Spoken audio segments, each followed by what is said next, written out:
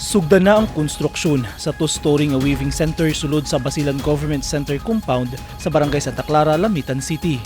Gipangunahan ni Governor Mujib Hataman ang ceremonial pouring sa proyekto kagahapon Oktubre 7, 2025.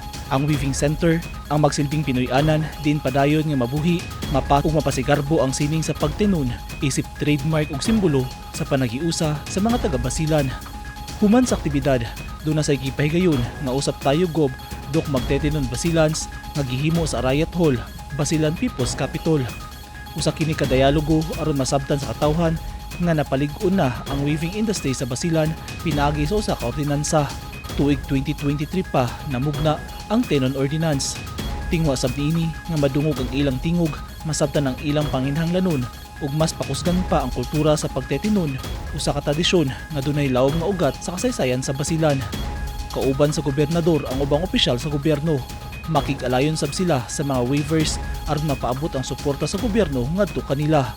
Ug ilhon, protektahan ug palambuon ang sining sa pagtinon, isip mahinungdanon nga kabahin sa cultural heritage ug pangnabuyan sa mga yakan weavers.